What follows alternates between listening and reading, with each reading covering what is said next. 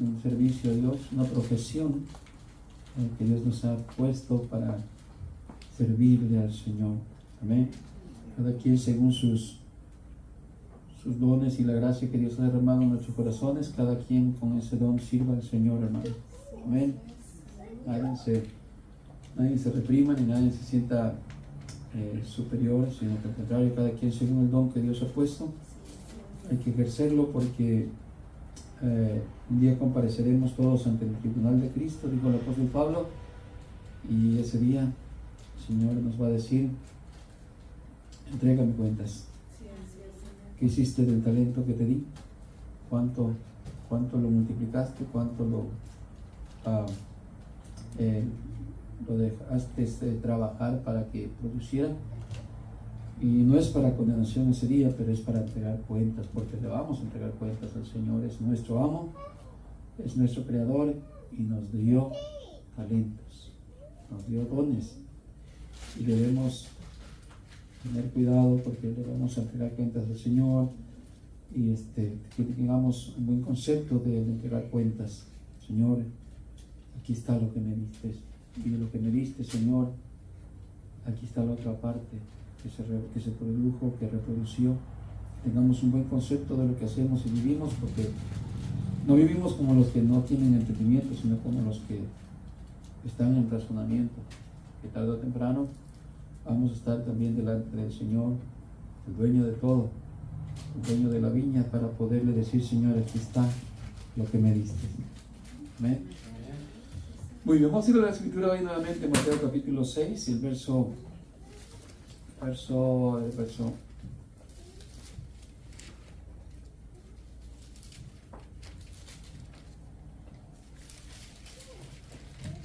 28. Y hemos repetido dos enseñanzas aquí en en la escritura. Hemos aprendido bastante de esto, aparte del estudio también nos enseñó mucho. Vamos nuevamente a agarrar este tema de aquí. Mateo capítulo 6, verso 28. ¿Lo tienen en adelante? Sí. Dice así: y por el vestido, ¿por qué os afanáis? Considerad los lirios del campo, cómo crecen, no trabajan ni hilan. Pero os digo que ni un Salomón con toda su gloria se vistió así como uno de ellos. Y si la hierba del campo, que hoy es y mañana se echa en el horno, Dios la viste así, ¿no hará mucho más a vosotros, hombres de poca fe? Hasta ahí nada más. Y va a ser aquí el tema acerca de nuestra fe, hermanos. ¿Cómo está nuestra fe? Si somos hombres de poca fe también. ¿Por qué vivimos todavía afanados? Y esta es una de las razones. Amén. La falta de fe. Oremos. Señor, damos gracias nuevamente en este momento que nos concedió la vida y todo lo demás. Y hoy, Señor, que estamos reunidos aquí, Señor, en su presencia, para ser persuadidos, para ser ayudados y enseñados por su palabra, Señor, que es espíritu, que es vida. Nuevamente, Señor, abrimos nuestra mente y corazón para escuchar atentamente, Señor, lo que ha de decirnos. Bendice a cada auditor, los que están acá y los que no. Señor amado, nos ponemos en tus manos, Señor, que sea tu voluntad en nuestras vidas, conforme a su deseo y propósito que tiene para cada uno de nosotros. Le damos gracias en el nombre de Jesús. Amén. Amén. Tome asiento. Vamos a hablar nuevamente del mismo contexto, el afán. ¿Por qué nos enseñó la Escritura que es que vivimos en afán? Bueno, ya aprendimos dos puntos, dos temas. Uno fue porque no somos pensantes, y nos enseña que tenemos que pensar. ¿Se recuerdan? Que tenemos que voltear hacia el cielo, mirar las aves del cielo y ponernos a pensar. ¿Cómo es que Dios mantiene las aves? ¿Y cómo no nos puede mantener a nosotros que somos hijos de Dios? ¿Cierto? Ponernos a pensar. El punto es que Jesús le está haciendo a los discípulos pensar. Luego le saca el ejemplo de las aves y de los lirios, de cómo se visten con gran gala, con gran lujo, y que ni Salomón con toda su esplendidez, gloria, riqueza, no se pudo vestir de esa manera.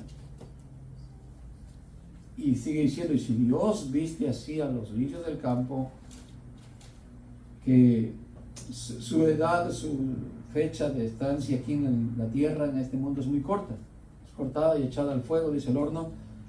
Si le da tanta esplendidez y por tan corto tiempo, que Dios tiene cuidado de todo, nos da a entender, ¿cómo no va a ser así por nosotros, que nos dan más importancia, más tiempo, más longevidad, más vida? ¿Cómo no nos va a dar juntamente con lo que nos da de vida, la salud y todo lo que el cuerpo necesita, comida, bebida, frijoles, arroz, un vestido, ¿cierto? Pero aquí ya vimos los males, que es por falta de no pensar, ¿entiende? Una mente muy corta, una mente muy cerrada del cristiano, que no genera pensamientos. Muchas de las soluciones nos enseña el Señor como una fe activa, si una fe visible, se van a solucionar, una fe práctica, por pensar, hermanos, tener buenos pensamientos, ¿entiende? Y no es la idea de pensamiento positivo, que hermano, declara positividad este día, y declara que todo te va a salir, piensa positivo. Eso es falso. No estamos diciendo de esos términos, porque podemos pensar todo el día, me va a ir bien, hoy me va a ir bien, y al final te fue algo mal. No, el punto es que debemos desenvolver pensamientos en nuestra mente basados en el conocimiento de Dios, en la palabra de Dios, y eso nos va a ayudar a tener mejor vida de cristianos que no piensan. Ya vimos en el contexto anterior, cristianos que no piensan dicen, comamos y bebamos porque tal vez mañana vamos a morir. Y Dios abunda, hermano, y dice, ¿para qué ahorrar? Gástate todo. Total, nos vamos a venir, a morir. O Jesús viene pronto. ¿Para qué vamos a ahorrar? No tiene caso estar guardando dinero. ¿Para qué guardas el dinero si al final de todo no te lo vas a llevar cuando te mueras? Nadie te lo va a echar en la tumba. Hay cristianos de esa idea. Pero el Señor dice, no, piensen, usen sus células cerebrales para ser hombres con razonamiento. Miren a la hormiga, cómo se ministra. No tiene capitán, no tiene líder que los guíe, pero ellas son bien sabias en esta área, son más sabias que los hombres. Son insectos, pero son más sabios que los hombres en esta área. Y el Señor nos dice, aprendan de esos insectos que son sabios, que en el tiempo de cosecha, en el tiempo de siega, de abundancia, se preparan, almacenan para el tiempo de que no hay trabajo, no hay comida, ¿cierto? Y como vemos a los hermanos que no son sabios en el tiempo de abundancia, comprar, gastar y todo, y cuando viene la escasez, viene la lluvia, no hay trabajo, ¿qué hacemos? Pedimos fiado, pedimos prestado, nos endrogamos. ¿Y dónde está la sabiduría? ¿Por qué no la tenemos? Porque no pensamos. Nos enfermamos y decimos, ¿y ahora cómo lo voy a hacer? No recibo dinero del gobierno, ¿de dónde voy a comer? Pero cuando hubo posibilidad, no tuvimos la osadía, el entendimiento, la diligencia de prepararnos, de prevenirnos, ¿cierto, hermanos? Esto no es afanarse, esto es contrario al afán, esto es tener sabiduría, ciencia de Dios. Por eso el mensaje es a pensar, y con pensar bien vas a solucionar muchos asuntos y te vas a evitar muchos males. Vemos eso que el Señor necesitó, a pensar, piensen. De ahí lo otro que vimos es que si no confiamos en el Señor, en su sabiduría, decimos, bueno, ¿cómo Dios me va a proveer si yo soy el que tengo que ir a trabajar cada día? Ya explicamos que el medio que Dios provee a nosotros es ¿cuál, hermanos? ¿Alguien se recuerda? El trabajo, ¿cierto? Así como las flores del campo, ¿de dónde se proveen? ¿De dónde le sale esa hermosura a sus colores? De sus raíces. Ellos de sus raíces extraen de la tierra y de ahí se proveen sus colores. Las aves no están así con el pico abierto esperando que le caigan gusanitos del cielo. Ellos van y los buscan, porque hay mucho que comer para los pájaros. Dios llena de comida para los pájaros. Pero de igual manera el hombre no tiene que decir, yo vivo de fe, aquí me acuesto a dormir y que Dios me mande la comida. No. Dios ha puesto el medio de trabajo para que el hombre se provea de todas sus necesidades.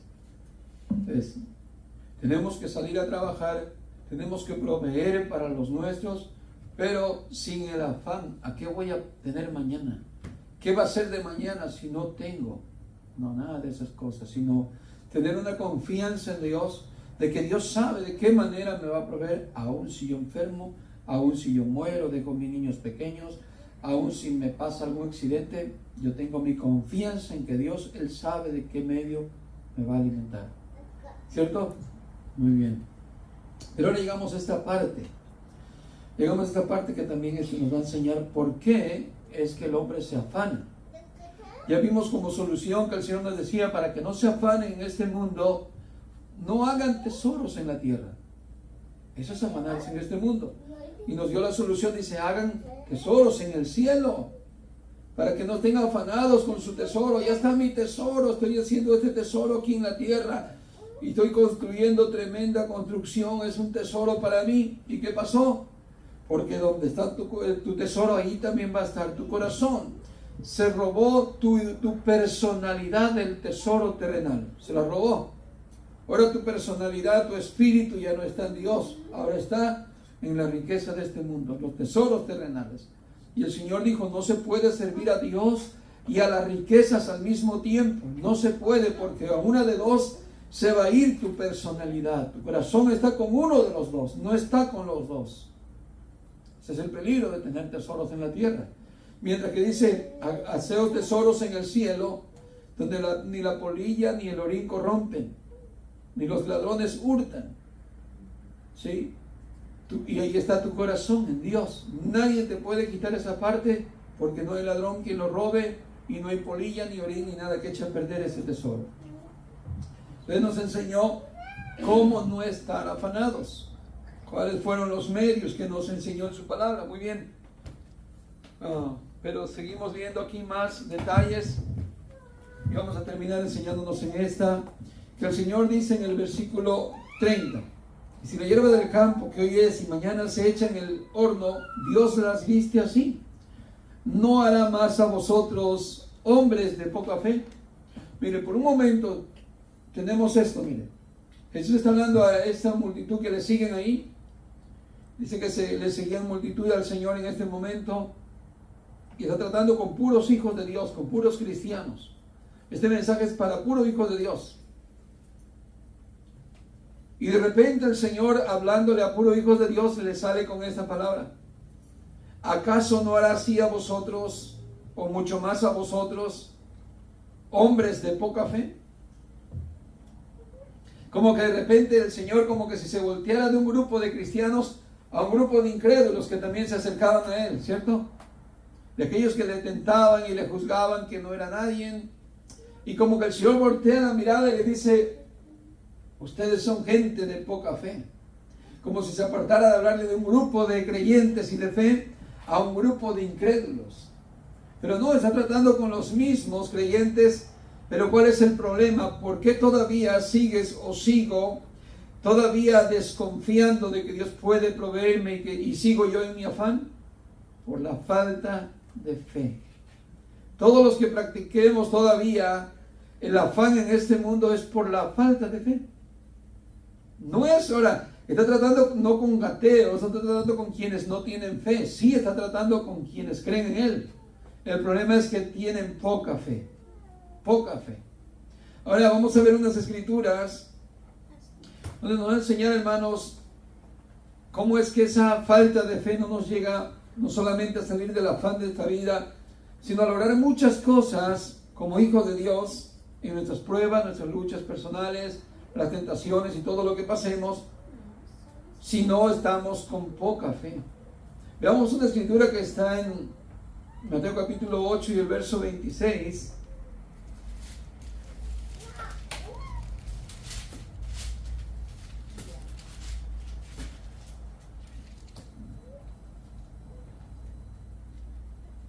Ese es el momento que Jesús entró en la barca, él y sus discípulos, dice que se levantó una tempestad grande y las olas cubrían la barca, pero él estaba durmiendo.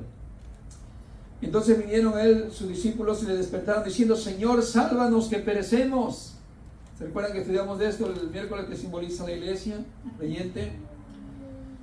Y el verso 26, Él les dijo, ¿por qué teméis, hombres, ¿de qué? De poca fe. ¿Por qué nuestras luchas y nuestras pruebas,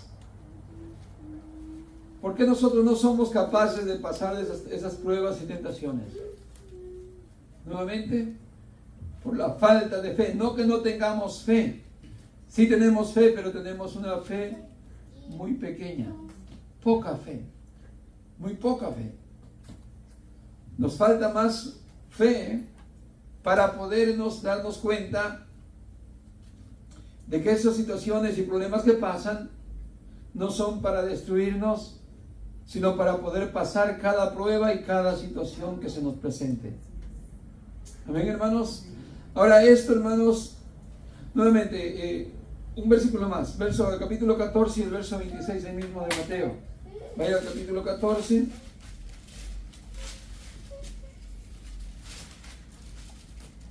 Y el verso 26.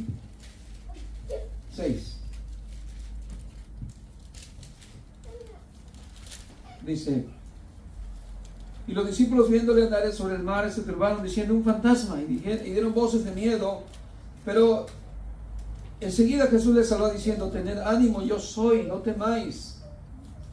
Y entonces le respondió Pedro y dijo, Señor, si tú eres, manda que yo vaya a ti sobre las aguas. Y él dijo, ven.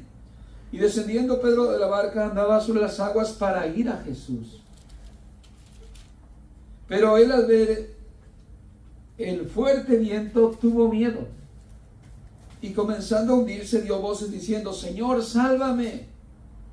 Al momento Jesús, extendiendo la mano, asió de él y le dijo, hombre de poca fe, ¿por qué dudaste?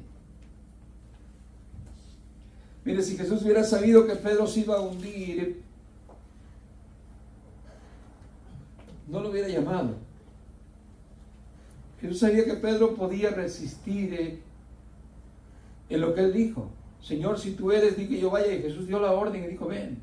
Y empezó a caminar. Pero en el transcurso del camino hacia Jesús, miró las olas, miró el viento fuerte y primero que nada entró miedo. El temor no es malo en el ser humano. A veces nos sirve como una alarma, ¿no? Pero este temor que nos lleva, hermanos, en cuanto a la fe, nos quita, esa capacidad de poder sobrepasar las pruebas, tentaciones y dificultades que pasamos en esta vida como hijos de Dios. Todo porque miramos la tempestad, todo porque observamos las cosas de abajo y no miramos al blanco, no miramos a Jesús directamente. Pedro por un momento se descuidó de ver a Jesús directamente. Mira las olas, mira la tempestad, entra en él lo que produce eso, el mundo, miedo, temor, desconfianza, ¿qué va a pasar? ¿Qué va a suceder cuando yo me ponga viejo, cuando se me vaya la vista, cuando no pueda caminar? Las olas de este mundo, las olas, lo que me atrae hacia una angustia, lo que me va a traer miedo y temor, ver eso. Y nos descuidamos de ver a Jesús y nuestra fe no está fuerte, sino que es una fe débil cuando dejamos de mirar a Jesús directamente. ¿Qué sucedió? Jesús lo tomó de la mano y le salvó. Pero ¿qué fue lo que le dijo? ¿Por qué dudaste, hombre de poca fe? Ahora el problema es, hermano, allí. El problema de un cristiano de poca fe es que no relaciona su fe con el momento que está pasando. No lo relaciona. Como que deja a un lado su fe, como que de ese momento se olvida de que es de fe y no lo relaciona con la prueba, no lo relaciona con la situación adversa, no lo relaciona su fe. Solamente se enfoca en el problema, solo se enfoca en la tempestad y como que su fe no está allí. Ese es el problema del cristiano falto de fe. Muy bien. Ahora, aquí, hermano, para esto, ya en este contexto, no es un contexto vacío en la vida de Pedro que no ha visto las obras de Dios, ha visto un montón de milagros. En Mateo capítulo 8 vimos cómo Jesús sana a un leproso. ¿Se recuerdan que Jesús lo abraza y lo sana? Sana al siervo de un centurión. Salva o sana también a la suegra de Pedro. Entonces Pedro está lleno de un contexto de milagros, de maravillas y de cosas que le debieron haber ayudado para que su fe creciera. De hecho, le ha de haber ayudado muchísimo, pero el problema es que no involucró su fe en el momento de la aflicción. ¿Se entiende? Ven la tempestad y no se recuerdan. El Señor hizo un milagro, me acuerdo de lo que Él hizo, cómo levantó a mi suegra que estaba enferma, cómo sanó al siervo del centurión. Entonces mi fe está actuando. Yo me recuerdo de cómo el Señor sanó al leproso, esa enfermedad incurable. ¿Qué hago? Traigo mi fe al momento de la tempestad y digo, no, yo creo que el Señor puede también hacer un milagro en mi vida en este momento. Pero no como que se olvidan de su fe y como que su pequeña fe desaparece en ese momento. Ese es el problema del cristiano, que no logra pasar sus pruebas y dificultades o aún sigue afanado en este mundo. Muy bien. ¿Qué vemos entonces ahí? Que hace falta que el creyente, hermano, sea capaz de relacionar su fe con las necesidades presentes. Nuevamente nos va a llevar a pensar por un momento, no olvidarnos de las cosas de Dios, de las cosas correctas en Dios, y de esa forma nuestra fe no va a ser pequeña. Muy bien, veamos una escritura que está en Mateo capítulo 16 y el verso 5 en adelante. Cómo nos da la solución de cómo actuar en momentos en que se nos demanda la fe, para relacionarla con cada situación que se nos presente cada día y ponernos a pensar, a utilizar nuestros pensamientos y nos ayude en ese momento a resolver situaciones de fe. Nuevamente, no es que es una fe así práctica, la fe es algo invisible, pero estoy hablando de que muchas veces el pensar correctamente nos va a ayudar a tener una fe correcta también, no una fe ciega. En Mateo 16, verso 5, dice así: llegando sus discípulos al otro lado, le habían olvidado de traer pan. Jesús le dijo: mirad, guardaos de la levadura de los fariseos y de los saduceos. Ellos pensaban dentro de sí diciendo: esto dice porque no trajimos pan. Y entendiéndolo Jesús les dijo: ¿por qué pensáis dentro de vosotros, hombres de poca fe, que no tenéis pan? Nuevamente, fíjese, el olvidarse, el no relacionar la fe con el momento. Jesús le dice: ¿por qué dudáis? O le dicen: ¿por qué pensáis dentro de vosotros, hombres de poca fe, que no tenéis pan? ¿No entendéis aún y os acordáis de los 5 panes entre 5,000 hombres? ¿Y cuántas cestas recogisteis? Ni de los 7 panes entre los 4,000, ¿y cuántas canastas recogisteis? ¿Cómo pues, o cómo es que no entendéis que no fue por el pan que os dije que os guardaseis de la levadura de los fariseos y de los saduceos? Entonces entendieron que no les había dicho de que se guardasen de la levadura del pan, sino de la doctrina de los fariseos y de los saduceos.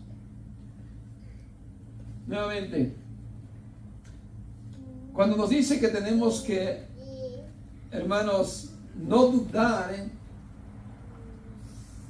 como les digo yo, ¿por qué están pensando en el pan que no tenéis ahorita? ¿Por qué pensamos en la tribulación que se nos presenta y pareciera que no experimentamos y no aprendemos? Nos pasa lo mismo, ¿no?, que los discípulos. Ya pasamos una vez una economía, ya pasamos una vez una enfermedad, ya pasamos alguna pena, algún dolor, alguna tristeza, y de esa debimos haber sacado ya mucho aprendizaje y sabiduría, ¿no? Pero pareciera que no lo entendimos y no lo agarramos, y vuelve a pasar algo más o parecido o lo mismo, y estamos otra vuelta diciendo: ¿qué va a pasar otra vez? ¿Cuándo el Señor me va a ayudar de nuevo? Cuando ya debimos haber aprendido en el pasado por la primera situación que experimentamos. Los discípulos, el Señor le dice: miren, cuídense del pan, de la levadura de los fariseos. Ellos están pensando de algo literal, de la comida de los fariseos. No entienden que Jesús les está hablando, miren, ustedes no tienen que tener esa idea de los fariseos, la mentalidad de la doctrina, porque es una enseñanza errónea, equivocada. Ustedes no tienen que estar pensando como el mundo piensa, de esa forma que por sus obras, por lo que ellos hacen, por lo que ellos viven, incluso porque se creen buenos, por eso reciben provisiones. Porque muchos piensan que por hacer el bien y por dar cantidades o cosas a la iglesia, es como Dios te bendice, y si no lo haces no recibes bendición de Dios. Son ideas fariseas, son ideas terrenales, son ideas del mundo. Jesús le dice a ustedes, ¿por qué piensan así? ¿No recuerdan cómo con 5 panes comieron tanta gente y hasta recogieron cuantas canastas? Lo mismo es con la otra ocasión, cuando con 7 peces y 5 panes, ¿cuántos no fueron alimentados? ¿Cuántas canastas recogieron? Su mentalidad no tiene que estar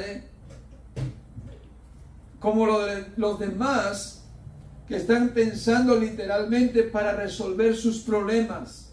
Ustedes tienen que tener una mente espiritual para cada ocasión de la vida que se les presente, recordar lo que el Señor ha hecho, lo que el Señor tiene para proveernos conforme a la necesidad que pasamos diariamente, no solamente el día de hoy, sino lo que va a ser mañana, lo que va a ser pasado, lo que el Señor va a hacer dentro de un año. Si estamos vivos, el Señor tiene la gracia para ese día, tiene la virtud para ti, para mí, para ese día. El Señor la va a proveer. Yo no tengo por qué preocuparme del día de mañana, si me va a faltar, ¿qué necesito ahora ahorrar para tenerlo?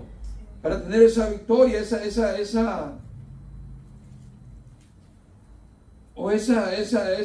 salvación. Sino que debo de recordar en cada momento de cada día, con cada circunstancia, lo que el Señor ha hecho, lo que el Señor puede en ese momento hacer por mí. Y no caer, hermanos, en la idea nuevamente de estar mirando el problema y no recordarme de las palabras, de los hechos que hemos visto, que hemos aprendido del Señor, como dije hace un momento, de la situación adversa que pasamos hace un año. Ya la pasamos, y cuando venga otra vez, debe ser, hermano, una lección ya aprendida. Para decir, Señor, ya pasé esta vez, ya pasé una vez esto, sé que vas a hacer algo más.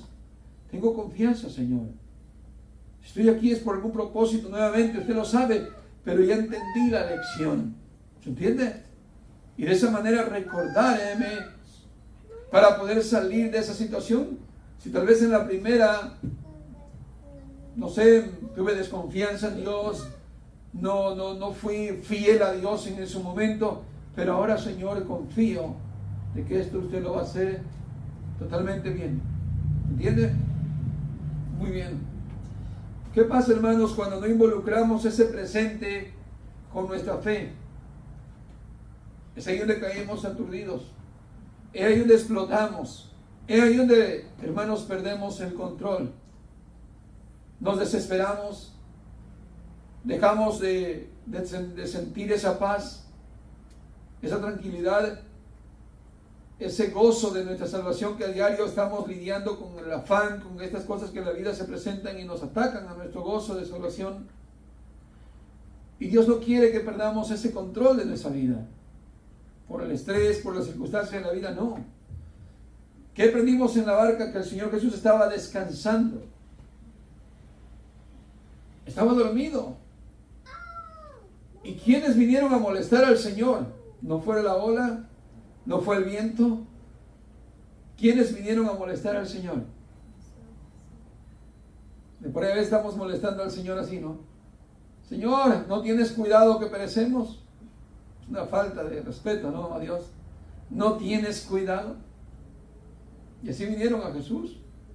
Señor, mira, que perecemos, sálvanos. Y el Señor se molestó y les dijo, hombres de poca fe.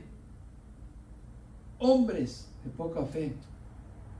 Ya vieron milagros, ya vieron maravillas, y aún así siguen todavía en desconfianza de Dios.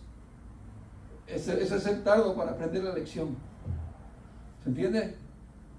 Si Dios quiere que aprendamos, hermano, a superar las tempestades, a recordar que el Señor nos prometió sus promesas fieles, que Él estaría con nosotros todos los días hasta el fin de nuestros días, hasta el fin de este mundo, dijo, incluyendo cualquier circunstancia difícil. Por eso en Isaías 30:15 nos dijo el Señor: en paz y en quietud tendréis salvación, en reposo, en descanso recibiréis fortaleza. Pero ¿qué pasa cuando no vemos así las circunstancias de la vida y podemos decir a nosotros mismos, ese día cuando explotamos: ¿y dónde está vuestra fe?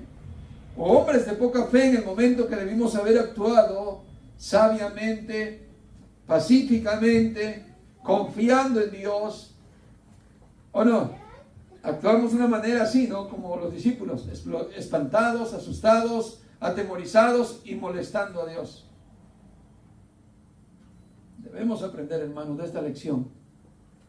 De verdad, porque como cristianos a veces parecemos como el mundo, con los mismos estreses, con los mismos síntomas que hace un mundano, a diferencia que tal vez no sacamos palabras obscenas ni sacamos maldiciones de nuestros labios, pero en cuanto a reventar y explotar, nos parecemos a ellos. ¿Se entiende? Y Dios no quiere que sigamos así, porque somos malos cristianos y de poca fe. No le mostramos confianza a Dios, no le mostramos madurez a Dios, y siempre va a seguir tratando con niños y niños y niños espirituales. Muy bien, podríamos ver, hermanos, entonces, que el Señor, hermano, nos enseña a estar pensando y a estar activando nuestra fe cada vez que tengamos una circunstancia presente. Todos los días tenemos circunstancias, hermano. Todos los días. Entre la familia, entre el trabajo, en cualquier lugar, nuestra fe tiene que relacionarse con lo del momento. ¿Se entiende? Tenemos que pensar que el valor de la vida es más que el vestido. ¿Cierto, hermanos? Ahora hay creyentes, hermanos, que no dudan de su salvación. ¿Cierto? Hay hermanos tan firmes y son de admirar. Hermanos, dice: ¿cree que va a ser salvo, hermano? Estoy segurísimo, con tan real como puedo verte. Y no dudan, hermano. ¿Cierto, Stephanie? No dudas de tu salvación. Pero dudas el día de mañana qué va a pasar si no hay trabajo, si tu papá no tiene salud. Tú puedes llegar a dudar en eso, ¿cierto? Y eso es lo triste, hermano.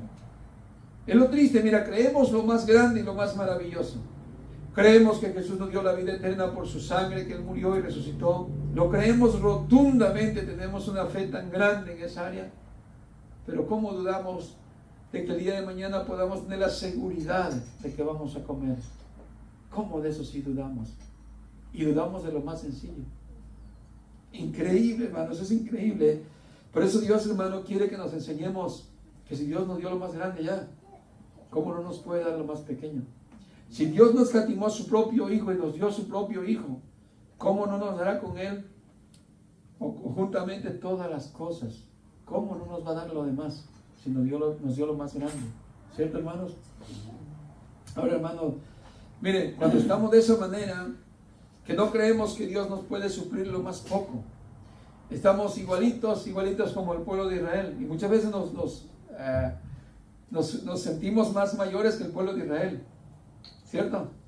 Por alguna vez ha pasado en su cabeza y ha dicho: yo no entiendo a los hijos de Israel, no entiendo a Israel cómo es que viendo tantas maravillas, tanto poder de Dios, llegaron a hacer lo que hicieron, de dudar de Dios. ¿Se ha oído de esos comentarios de usted, de gente así? Nosotros mismos lo hemos dicho. No entiende Israel, viendo al Señor con mano poderosa. Por ejemplo, el Señor lo saca de Egipto. ¿Cómo lo sacó? Con mano fuerte, mano poderosa. ¿Cuántas plagas? ¿Cuántas señales? Y el pueblo gozaba de la protección de Dios, de la virtud de Dios, en el momento que Egipto, Faraón, era atacado con los juicios de Dios. Más aún, abre el mar el Señor. Imagínense abrir el mar. Eso es algo increíble. Usted, si viera el mar, nunca más vuelve a dudar de Dios, de seguro. ¿Quién sabe? Dice usted, tal vez vuelvo a dudar. Pero los israelitas ven el ejército de Faraón atrás y ven el mar enfrente y el Señor lo abre. Y pasan como por tierra seca, como quien va al parque en un rato a disfrutar del parque. Pasan por tierra seca. Increíble, ¿no? Qué acto, ¿no? Qué acto de milagro, de poder, de autoridad de Dios. Cualquiera se queda impresionado, pálido, se desmaya y se vuelve a levantar y dice: qué asombro es ver esto. Jamás volveré a dudar de Dios. Y pasan al otro lado y tardo ni perezoso, 2 o 3 días sin agua. Y dice: Dios nos ha traído acá al desierto para dejarnos morir de hambre. Fíjese, ya Dios te sacó de Egipto con mano poderosa, con mano extendida, con provisiones. Te abrió el mar, mató a tus enemigos. Y todavía dices: ¿quién te va a dar de beber aquí en el desierto? ¿Acaso no Dios te sacó de allá? ¿Acaso no te sacó del vicio y de la pudrición y del pecado? Y todavía dudamos: ¿será que Dios puede todavía hoy guardarme del mal? Si ya hizo lo más grande, ¿cómo no va a poder hacer lo más pequeño? Pero ahí está el pueblo de Israel dudando. Luego, ¿será que podrá darnos de comer? Y dudando. ¿Y será que podrá? ¿Y será que podrá? ¿Y por cuántos años no lo alimentó el Señor para demostrar que sí podía? ¿Cuántos años? 40 largos años los estuvo alimentando para hoy decirnos: yo sí puedo alimentarlos. De la nada les dio agua, de la nada les dio comida. Quiere decir que ese Dios que alimentó a su pueblo por 40 largos años puede también sostenernos a nosotros. Pero ¿por qué dudamos, hermanos? ¿Por qué estamos afanados? Porque somos como el pueblo de Israel, igualitos, de poca fe. Se nos olvida lo que Dios hizo ayer por nosotros, lo que hizo hace 10 años, 5 años, hace 1 minuto, 5 minutos. Se nos olvida lo que Dios ha hecho. Nos desenfocamos de las cosas de arriba, las cosas de Dios. No volteamos a ver a los pájaros siquiera. Tanto enfoque ahí en lo de abajo que perdemos el enfoque, la mira en las cosas de arriba. Se nos olvida plenamente y decimos conocer a Dios. Y nuestra prueba tan sencilla, y estamos llorando, decimos: Señor, ¿será que pueda? ¿Será que pueda? Si Dios dice: sí puedo. Hombre de poca fe, sí puedo. ¿Se entiende? Pero por ese decir a Dios: ¿será que puedes? Hermanos, se llevaron un recorrido de 40 largos años. Y vemos hoy cristianos así, batallando con lo mismo, círculo tras círculo. Señor, ¿será que puedes? Y el Señor sí puede. Pero te va a tener en un desierto por un largo aprendizaje para que no digas: ¿será que tú puedes? No, el Señor sí puede, hermano. El problema es nuestra falta de fe. ¿Y cuándo podrá transformarte tu carácter? Mira cómo lo tienes. ¿Será que el Señor pueda? Sí puede. El problema es que yo dudo que puede cambiarme, o que puede darme los recursos que yo pido para que me haga más puro de corazón, para que me haga más santo, para que me limpie más. Yo dudo todavía de eso. Pero Él ya me dijo aquí en el Sermón del Monte: pide, porque el que pide recibe. Toca, porque al que toque se le abre. Llama, porque al que llame se le atiende. Y al que viene a mí no le echo fuera. Ya me dijo Él que Él tiene los recursos para transformar mi espíritu, mi carácter, todo mi ser. Él lo tiene, pero yo tengo que pedir. Ya me enseñó a pedir, pero todavía no lo he recibido. ¿Por qué no lo he recibido? Porque no lo he creído. Todavía soy de poca fe. Antes oraba de otra manera. Menos recibía la transformación de mi ser y la santificación que necesito tener cada día más. Porque estaba enfocado en otras cosas. Decirle: Señor, guárdame este día que yo voy al trabajo, cuídame, que yo regrese con bien de los accidentes y todo esto que estaba enseñado de una forma tal vez no mala, pero incorrecta.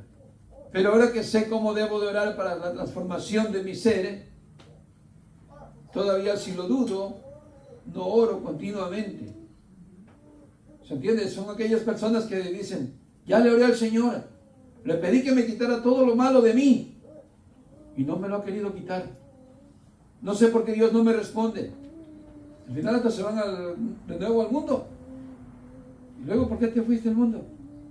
No, Dios nunca me contestaba mis oraciones. Yo le oraba que me transformara, que me quitara todo lo malo de mis pensamientos.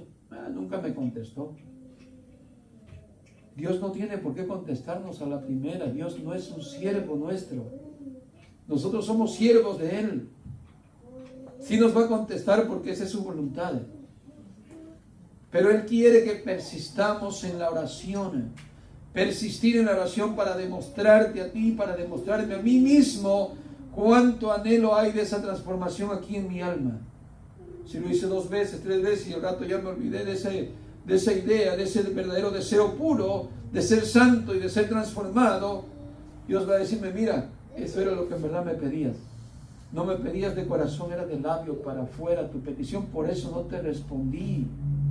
Porque lo que querías era volver al mundo nuevamente. Y te regresaste a lo tuyo, como el puerco al hieno, al lodo, y como el perro al vómito. Estás ahí porque eso era lo que descubriste de tu corazón. Yo ya sabía lo que tú tenías. El orar y el perseverar no era para yo descubrirte. Yo ya sabía quién era, dice Dios en ese momento. Hay gente que no persiste en la oración en lo mismo. Señor, dame los recursos para vivir una vida pía y santa, Señor, dámela. Lo anhelo con todo mi ser y cada día, Señor, va a ser mi oración de continuo hasta que me responda, Señor.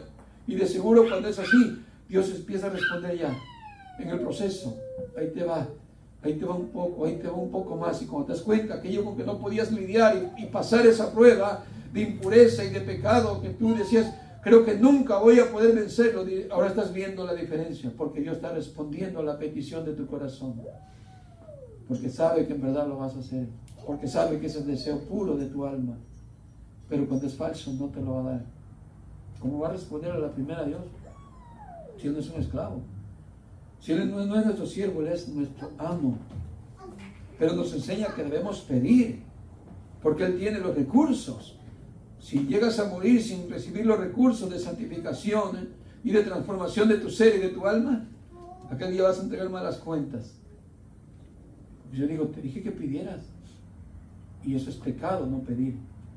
Como es pecado llegar sin la transformación, no hay salvación. Pero estamos así, ves, como el pueblo de Israel, hermanos, que no confiamos en el Señor, andamos en círculos y no avanzamos. Y nuestro carácter es el mismo que casi que cuando nos convertimos. Casi. Usted no mira un gran avance en el pueblo de Israel desde que salió de Egipto hasta que murieron en el desierto.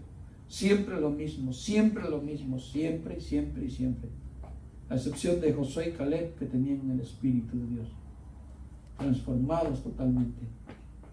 Así hoy en día hay cristianos que no se mira un cambio y vienen a la iglesia, oyen palabra de Dios y no hacen ningún efecto.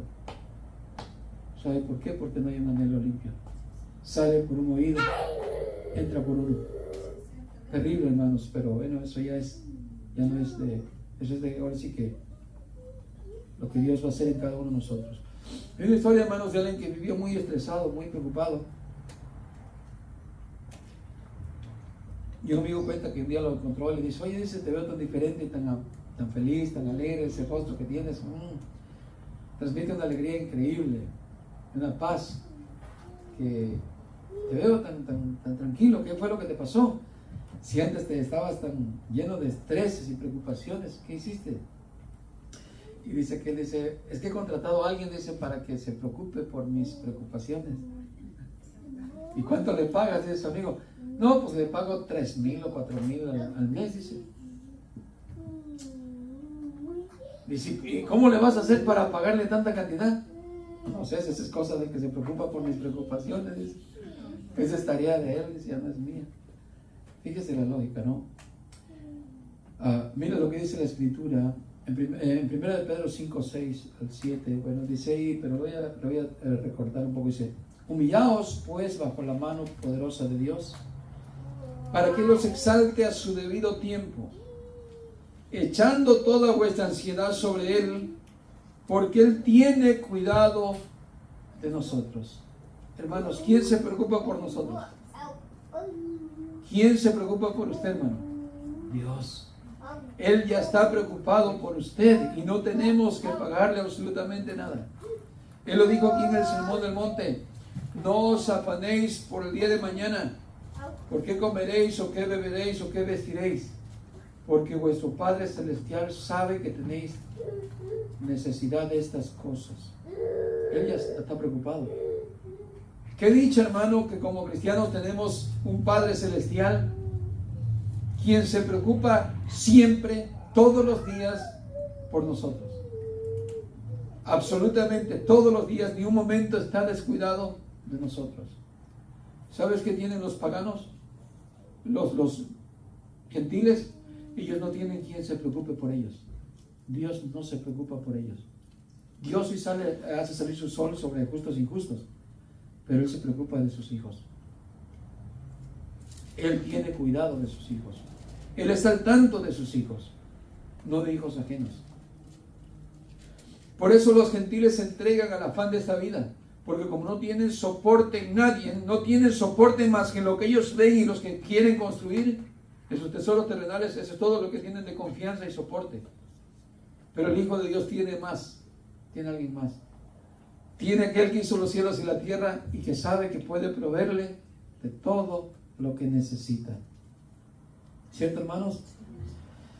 Así es que tenemos que pedirle perdón a Dios, hermano. Tenemos hoy que arrepentirnos y pedirle perdón a Dios, no para salvación, sino por el afán que hemos tenido en esta vida.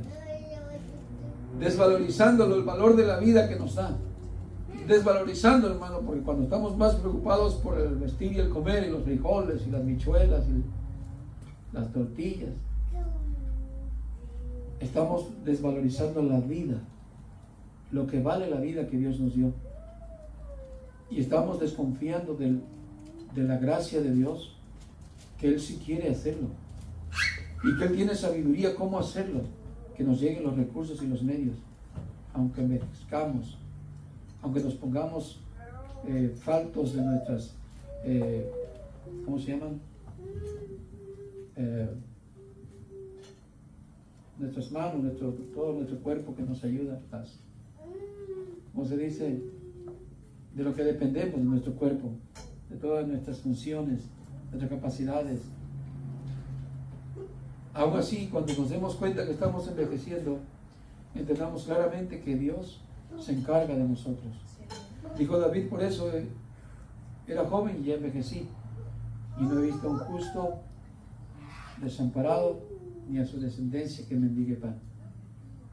Hermano, tenemos que tener un corazón lleno de confianza en nuestro Dios, para no ser como aquellos que han ofendido a Dios. Ya dije, el pueblo de Israel que le ofendió más de 10 veces tentó al Señor.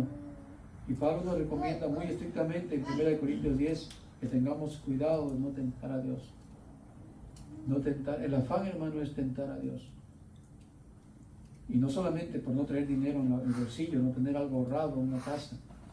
Hay muchos que porque no tienen salud, hermanos, están tentando a Dios porque dicen, reprendemos la enfermedad, reprendemos todo esto, es del diablo. Y no se dan cuenta que Dios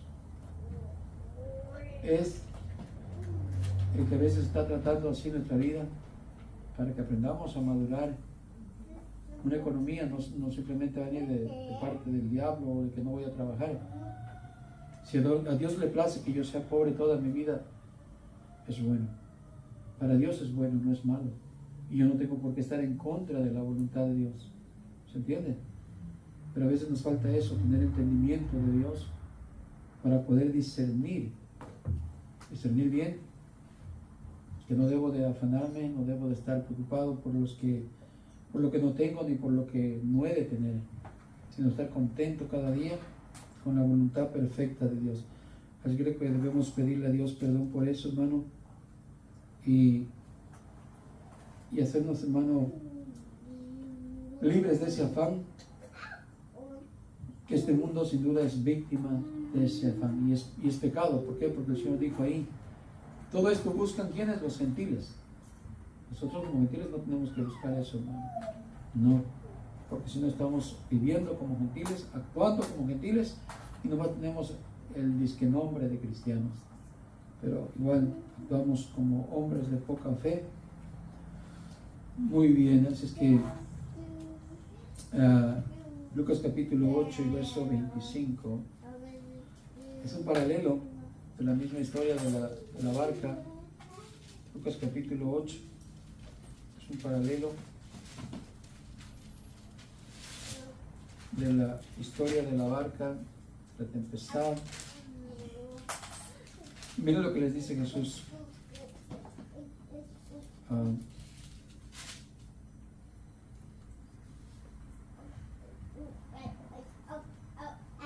Verso 24. Vinieron a él y le despertaron diciendo: Maestro, maestro, que perecemos. Despertando él, reprendió al viento y a las olas, y cesaron y se hicieron bonanza. Y les dijo: ¿dónde está vuestra fe? Esto concuerda más con que no somos cristianos pensantes y no ponemos nuestra fe en el momento. No relacionamos nuestra fe con el suceso del momento. Y Jesús les dice: ¿dónde está? Sáquenla, porque ustedes tienen fe. Tráiganla al momento. Aquí se necesita usar su fe. Pero pareciera que la olvidaron en algún lugar, la dejaron por allá en algún depósito, y es ahí donde se tiene que relacionar, hermanos, cada día las circunstancias que vivimos con la fe que tenemos. ¿Y sabe qué va a suceder? Que nuestra fe va a crecer. Cada vez que, Señor, veo este problema, se ha levantado la tempestad, pero aquí tengo mi fe, Señor, sé que puedes ayudarme, estoy completamente seguro, y yo reposaré como tú reposaste en la barca, en paz, en tranquilidad, seréis salvos, en quietud, en reposo, seréis fortalecidos. Isaías 30:15. ¿Ven? Es muy diferente a que explotemos, es muy diferente a que actuemos de una manera como un pagano, sino tranquilos en las situaciones. Como digo Romanos 12:12, ¿no? Gozosos en la esperanza, sufridos en la tribulación, constantes en la oración. ¿Ve? Quiere decir que no vamos a estar ahí dudando, ni tampoco a correr, sino a estar en paz y confiando en el Señor. Amén, hermanos. Es que si usted siente que ha ofendido a Dios en ese vivir así, aun cuando tiene más de lo que necesita, ya es para confiar en el Señor, ¿no? Pero aún así, teniendo más de lo que necesitamos, aún a veces todavía nos puede entrar, nos ha entrado esa desconfianza y estamos afanados a veces. Vamos a ponerlo de pie y le pedimos perdón al Señor. Amén. Es que nos ha enseñado el Señor cómo salir del afán. Nos ha dado las herramientas, el entendimiento, ser pensantes. Amén. Y relacionar la fe con el presente, con la situación adversa. Vamos a orar. Señor y Padre bueno, le damos las gracias nuevamente que nos ha enseñado hoy